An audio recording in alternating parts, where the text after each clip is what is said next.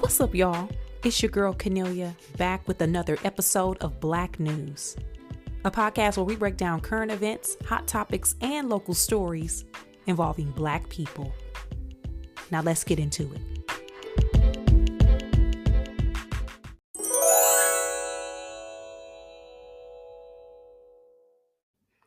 Interesting things are afoot.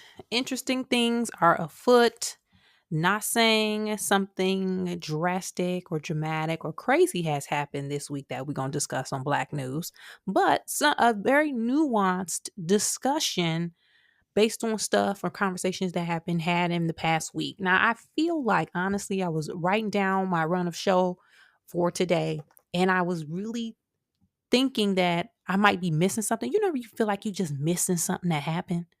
So if I missed something that happened, I'm sorry. I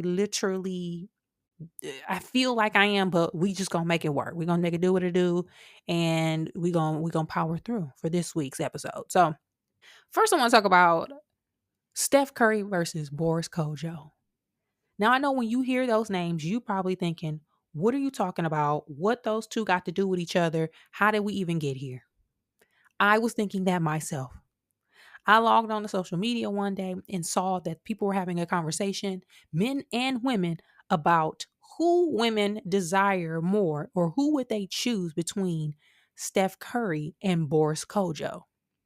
So the conversation started on Joe Budden's podcast, where Melissa Ford was leading a conversation about desirability, and she was essentially making the point that women would pick Boris Kodjoe over Steph Curry, even though Steph Curry has more money, because we have been desiring Boris Kodjoe and seeing him in ways, his sexuality and the way he loves his wife and all of these ways for all of these years. Joe Budden was arguing that that is not the case, that women would actually choose Steph Curry over Boris Kodjoe. So I'm going to play the clip, a part of it, because it's long and I'm not going to play the whole thing. Then I'm going to come back here and discuss and give my opinion, especially who I would pick, okay? Let me play that right now. We're going to get to it.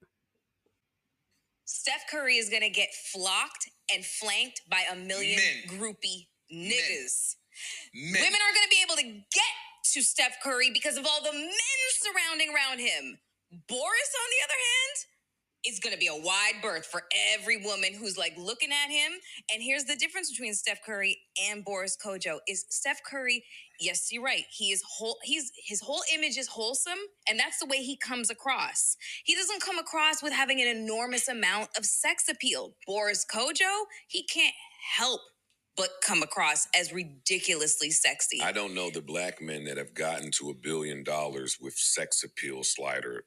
The sex appeal slider. I'm telling you, listen, money, you keep speaking. You're not talking about attractiveness to women. But wait, time out. My consistent point is marketing. I'm only responding to what Mel is saying. If this guy really wants to be worth $1 billion, and we're watching him, so we see what he's trying to do, then yeah, they're gonna want him to be as wholesome. No. Listen to me. Then give me the person that did. Listen to me. Here's the thing. We have so many examples of. I identify as that. All right. Play. Now go ahead. Play around. Finish your statement.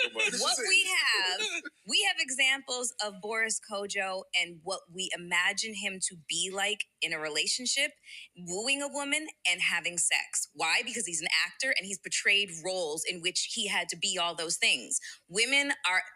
This is where you get us, inside of our heads, in our imagination.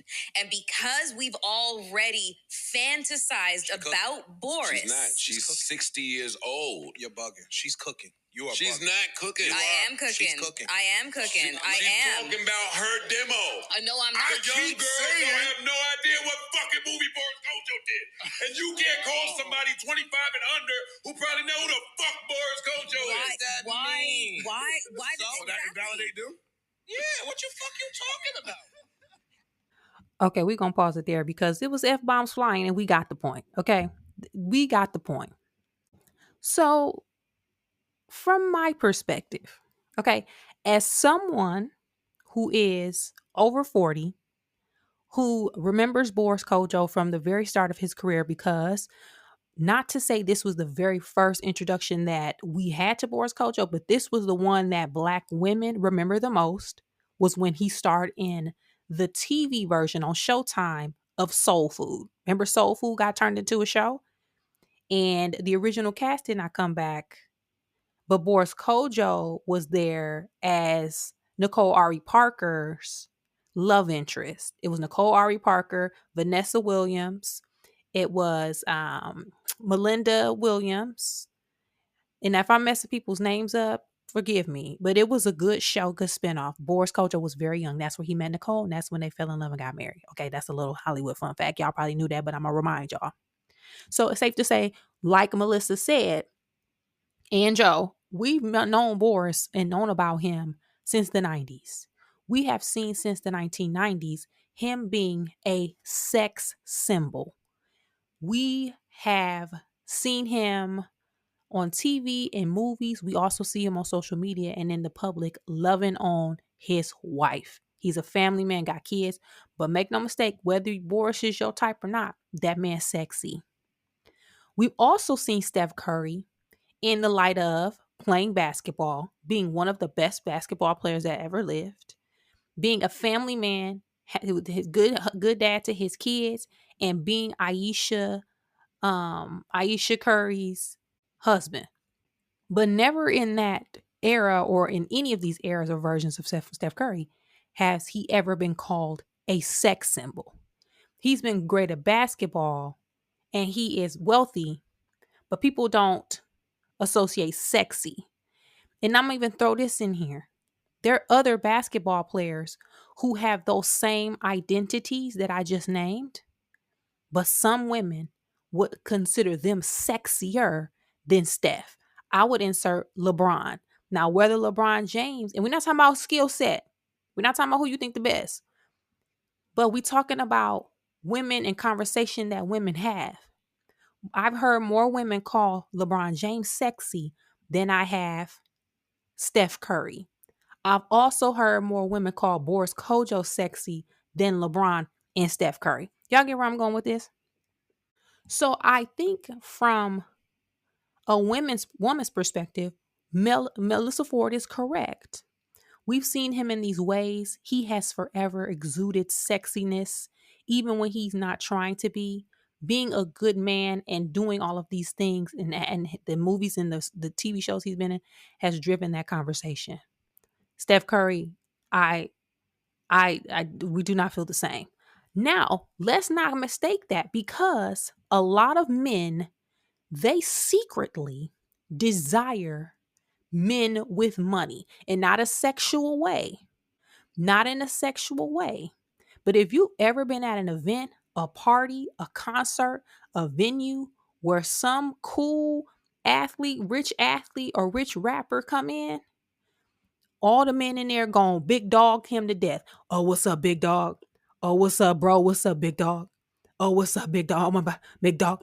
I have been in many of green room, many of concert, many of club, many of sections where there has been a rich and not necessarily attractive man and have gotten pushed aside, knocked out the way, almost trampled over by other men trying to get to that man. Not because he's attracted or like him, because they are enamored by their being. So I think when Joe Budden is saying that, he's saying that from the perspective that a lot of women notice. Y'all be wanting these dudes. And so the way that y'all view them, and not wanting them in, again, a romantic way, but wanting their heir, if that makes sense. So Joe is speaking from the perspective of what he assumes, probably based on what he gravitates towards, and possibly based on a younger, and I don't want to call no woman gold diggers, but I'm going to use the word because that's probably what he's thinking. He probably thinking gold diggers want to be around Steph because he hoop and he got money. I'm going to give another example. Y'all know I used to be in the club. I used to be in them clubs. I lived in New York from 2005 to 2010. I was in the club. If it was a club, I was in it. If it was a section, I was in it. If it was a couch, I was standing on it. If it was a glass of champagne, I was holding it. Okay, I was drinking it. So I have been in many of club, many of venue, many of section with people who are of the same demographic as Steph Curry. Attractive and not attractive. Wholesome and bad boy. The thing that I think Joe is missing, especially when you put it in perspective of that environment, people assume that when women are around men or gravitate towards men in club settings, that they find them attractive, that they find them desirable. No, this is just a free section and free drinks. This just so we won't have to stand in gin pop. Yeah, he got money, but the broke man who fine, he get women. So in a way, just because somebody got money, while it matters, in some cases it doesn't, because we got a lot of fine ass dudes who be homeless and be having girlfriends. We all know a fine dude who be sleeping his way into some shelter because he fine and ain't got nothing going for him. And again, this is from the perspective of seeing how women have gravitated towards people like Steph Curry and knowing their intention behind it. Sometimes they don't want Steph. He might be cool and fun to hang out with. Hell, I can name a couple people just like Steph Curry who most women had no romantic interest in and did not pursue that. They just knew they were a good time at the club. Whenever I come to this club on this night, they're going to be there. They're going to let us come in their section. They're going to order food for us because we hungry. They're going to ask us what we want to drink. They're going to buy us a bottle of our own on our birthday. And they're going to send us off, give us $20 for a cab back uptown. And we going to have another party the next night. Hell, I went to a 50 Cent concert one time and I almost got trampled by the men who were pushing me out of the way, trying to get to the front so they can rap along and be waving it up on the stage at 50 Cent. Listen, Melissa Ford knows what she's talking about. And especially Melissa Ford knows what she's talking about because Melissa Ford is that girl. I think people forget that Melissa Ford, especially in conversations like these, she's coming with expert level insight and is providing commentary based on women, how we've historically thought about men of that caliber. With that said, Steph Curry seems like he's a lovely man. I don't know him. Seems like a great family man. Okay. But hey, I'm at Boris. If we're talking about who's sexier, I'm going with Boris. What y'all think about this though? Let me know. Who am I wrong? Am I missing something? Did Steph Curry get added to the sexy list? Okay. Did he get added to the sexy list? Hey, if he did, I'm cool. Hey, I'm cool. Cause people that I think sexy, they ain't got to think who I think sexy. But did Steph Curry did he get added to the sexy list? It did Boris Kodjoe get kicked off? Does age kick you off the sexy list? Because let me tell you, Idris Elba old, he on that list. Boris, he on that list. Morris Chestnut, he's still on the list. Lorenz Tate, he's still on the list. So age, hey, come on now. We ain't playing these games. Hit me up. Let me know what y'all thoughts about it though. You can find me at Cornelia on social media. So in a slight politics update, we have now entered the phase of the 2024 election where Black people are being pitted against each other with more intensity. This happens every year. We had research that came out after the 2020 election that showed that Russian bots were influencing Black people to vote they were first sowing and putting disinformation into the Black community, and that disinformation caused some people to vote for Mr. Red Hat. That is a fact. We are now in that phase where it is at the highest level of intensity. But I'm going to say this though, we still got a month out, so it could get worse, but we have entered that phase. So lots of conversations. And also, it has shifted again where people are really leaning into or trying to highlight or elevate the conversation to say Black men are going to support Mr. Red Hat in large numbers. Y'all know where I stand. I said this last week. If people want to do what they do, let them. We got a whole section of untapped voters. So leave people behind. If they want to get left behind, that's fine. We can replace you. It's sad, but it's the truth. We talking about numbers. We can scoop up some undecideds or some 18-year-old Gen Zs. But Lil Duval, who's a comic from Florida, y'all know if you Black and on social media in a sense, you probably know who Lil Duval is. If you're not, he's a comic. He tweeted something a few days ago, and it tore the internet apart, and not tore it apart in a revelation way, but it just kickstarted the conversation all over again. The tweet reads, and it's very simple.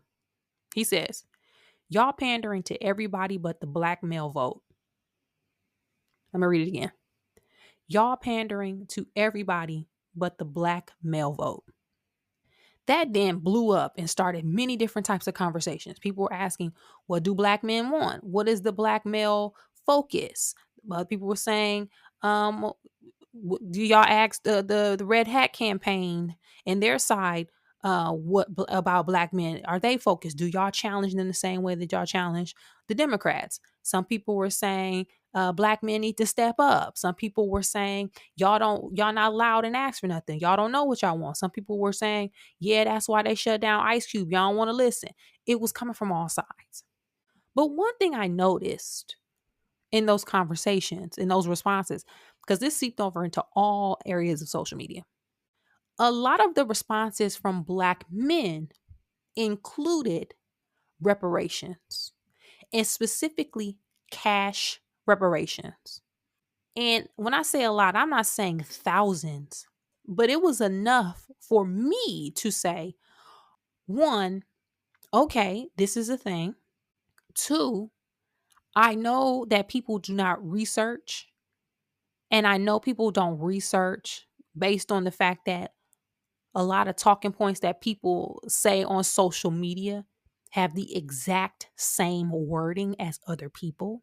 And when you independently do research, you are independently reading material from all over in different methods and coming from different places, there's no way you could formulate a conclusion that has the exact same wording as someone else. It could be similar, but the exact same. That leads me to believe that you're not doing your research. You just mimicking something that made you feel good that you read yourself. But the reparations piece was in very different forms from different people. So I started really thinking, because I would love if Black people got reparations. But a question I want to pose here on Black News, and the questions with an S, do we think Black Americans will ever get reparations? And if we did get reparations, how do we think that's going to come? Like, in what form are we going to get it? And three, do we know what would have to happen within the branches of government to get reparations? And let me throw on a side, there was also a Twitter Spaces that went viral where there were Black people on here and talking to a woman who is a part of, I forget which state she was a part of, a Democratic Party, but she was a part of the party that helps nominees get elected. And Black men and Black women were on there saying, we want reparations. We've been saying this. We've been telling people we want reparations. We've been telling people we want reparations.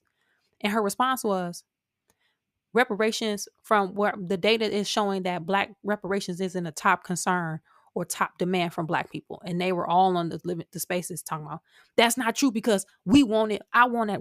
Who you be talking to? And then she asked them, who are their local Congress people? Who's their local senator?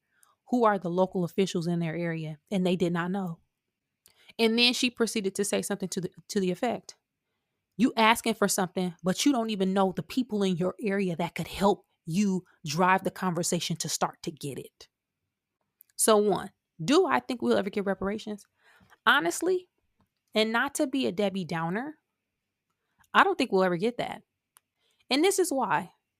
A lot of people think it's the president who can just decide, I'm going to give Black people reparations. We keep hearing people say Congress got the power of the purse. Congress is holding the purse. Congress is holding the purse. The president does not hold the purse. So if there is money that needs to be allocated for something, the president, there's different people in different branches of government that have to be included in that conversation. And as long as you have elected officials who themselves do not like Black people, do not want to help Black people, have no interest and care about Black people. And I'm not even just talking on the red hat side, I'm talking about on the blue side as well. Let's not get it twisted. A lot of people do not want to provide any type of relief to a demographic because some people don't think they deserve it. By they, I'm talking about we. So because it's not an action that, at least from what I've heard and research, that you can just sign with a pen stroke to make it happen, I don't think enough people will vote for that to push it through. Because y'all gotta remember, it's only about 5 people and Black people in the House in the Senate. Like, we ain't been that thing. And even if you go state by state, it's the same thing. The most we can try to do at this point is start an inquiry. I know in California, they started an inquiry to research what will reparations look like. And if it's state by state, to me, that also tells me it's probably California native. Like, I don't know how they're going to do that. I don't know how they would do it. So, no, I do not think in our lifetime that we will get it. I'm not saying I don't want it. I'm not saying I'm not being a Debbie Downer. I just think if we can't even pass student loan relief, because too many Black people gonna get it, y'all really think they're gonna give us reparations? Like, they don't even want to pass through. Joe Biden and them had to jerry rig. They had to find a way. They had to piece together student loan relief.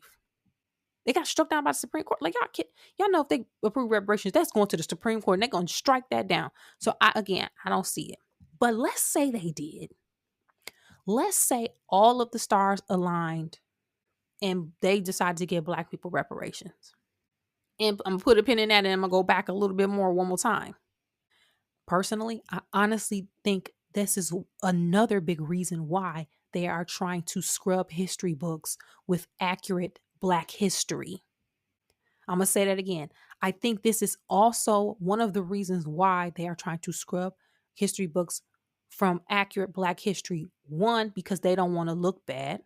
But two, if history is telling American citizens that slavery was no longer bad, it wasn't slavery, we were indentured servants and they were hired workers. If you change the language and if you reframe what actually happened, there is no more legal justification to compensate someone for something that wasn't that bad or did not happen the way that some people remember it to be. So if you change history, we cannot say we desire to give reparations because of this. Because they're going to say, according to the history books, that didn't happen because they were able to rewrite the book. But again, I'm also of the school of you could take enslavement off the table and Black people, there's still justification for Black people to get reparations. Because we talk about what was supposed to be handed out during Reconstruction. Then the Jim Crow South, lynching, redlining, school segregation, all of these things happen. The killing of there's ample justification, demolishing of Black neighborhoods so you can build freeways. Black veterans not being able to come back and take and use the GI Bill and all of their military benefits to their advantage because they were Black people. Come on now. But again, let's say we were able to get it. How do we think we'll get it? Will it be cash? Will it be tax credits? Will it be land? Will it be home ownership stipends? I think that will be the question, because a lot of the responses to Lil Duval's question, when they were saying reparations, they were saying cash. cash reparations. And I think this is also why we have so many people still holding on to Trump gave us a stimulus. Trump gave us money. Trump gave us this. He gave us money because these niggas want cash. They just want money. So I think if we were ever to give reparations, a lot of people are going to be disappointed because I honestly do not see the United States government giving Black individuals $200,000 in cash apiece. I honestly do not think that will happen. I could be wrong. And I don't know if I personally would want that to happen. Let's be real. I know a couple people, if they got a $200,000 reparations payment in cash, they would go and buy a fuck ass Dodge Charger. Like, you can, what you gonna do?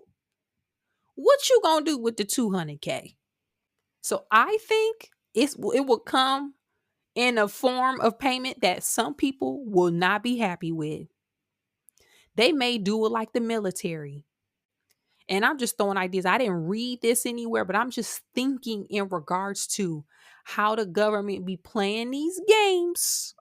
Y'all, like, I think it'll come in the form of, you know how if you serve in the military, you get a certain amount of money to go to college. And if you don't use it, I believe you can pass that down to your kids. I wouldn't be surprised if they gave college some college stipend, maybe state college. But then people gonna be mad because they don't want to go to college. Some people don't want to learn how to read. I think they would, if they did it, they could maybe give us something in regards to tax relief. But you gotta remember, some of these and some of these is y'all, they don't even be filing their taxes. They don't be following their they ain't filing their taxes. We see this with Kamala Harris's policy when she says she's pitching and trying to implement a $25,000 credit for first-time home buyers. Y'all, these people, some of thesers, they not buying no house. That's why they so mad and keep saying she ain't got no policy, she ain't got no policy, she ain't got no policy. Because they not hearing cash. They not gonna buy no house. So the $25,000, y'all, they like, what that got to do with me? Give me the cash. Trump gave us cash. That's why they keep saying that. And again, I think we got to find out. The woman on the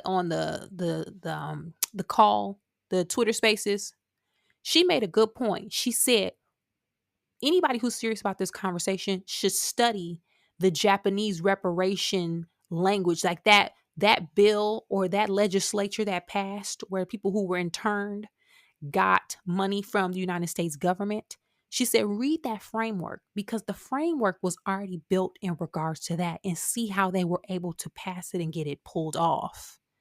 But I would really like us to really start to think about all of the things that are happening in the United States around education and laws and policy are all shaping it up to make reparations in a case for Black people nearly impossible.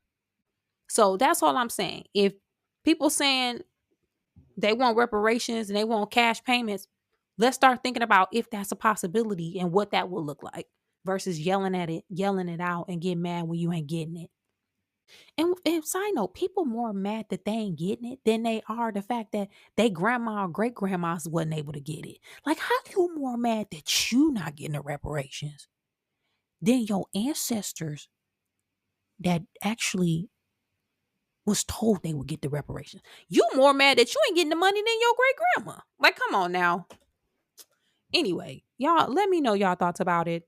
Do y'all think we will ever get reparations in this country? Hit me up. You can find me at Cornelia on social media. And lastly, I just wanted to bring this up. It's not necessarily even Black news related, but it's definitely a thought-provoking situation and somber, but it really should help make you put things in perspective. Y'all, a lady passed away at her desk at a Wells Fargo corporate facility, a corporate office, and ain't nobody find her until 4 days later. She passed away. She went and clocked into the office on Friday and they ain't find her till a Tuesday.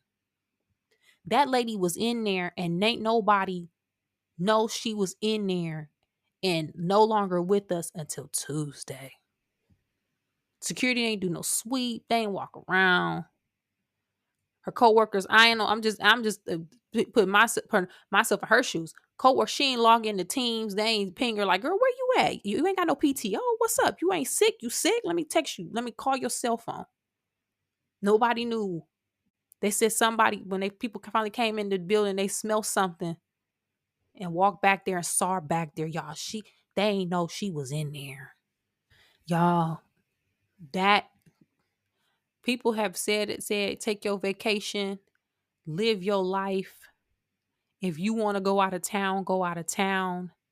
If you need to go for a walk midday, go for the walk. John about to buy me a walking pad. I done got so I'm susceptible to targeted marketing now. Child, I done order me a walking pad. Get your steps in. Eat the delicious dessert because you never know what's gonna happen. And also, y'all, I know coworkers are coworkers, but y'all check up on y'all damn coworkers. Ain't nobody ping her on Teams or Slack. Like what? Like girl, you clocked in today. What's up? You good? Now some roles don't require that you interact with a lot of people. That is very true. Some roles are very people facing. They're very customer service based. Some you research, you a little hermit. You be in there locked in, don't nobody know. But in this case, child, they ain't even know she was still in the building. Car in the parking lot, they ain't even, child, listen. Take care of yourselves. Get your steps in. Ooh, child. Let me know if y'all heard about the story. That's crazy. Let me know. Ooh, child, that's crazy. Hit me up. We can talk about it, but I just want to bring that up. You can find me at Cornelia if you have any more thoughts.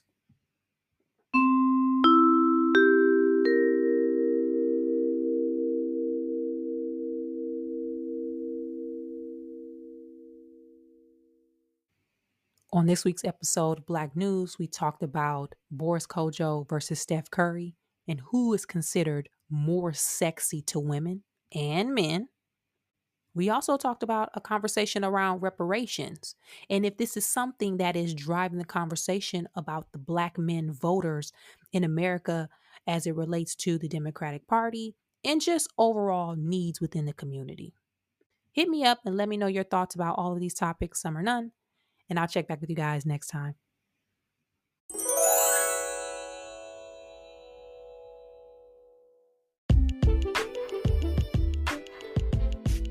That's it for this week's episode of Black News, y'all.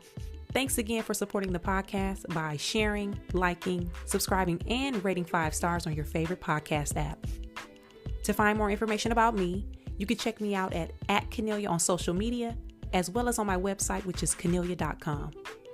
And as always, thanks for supporting, and I'll be back next week with new topics and a new episode.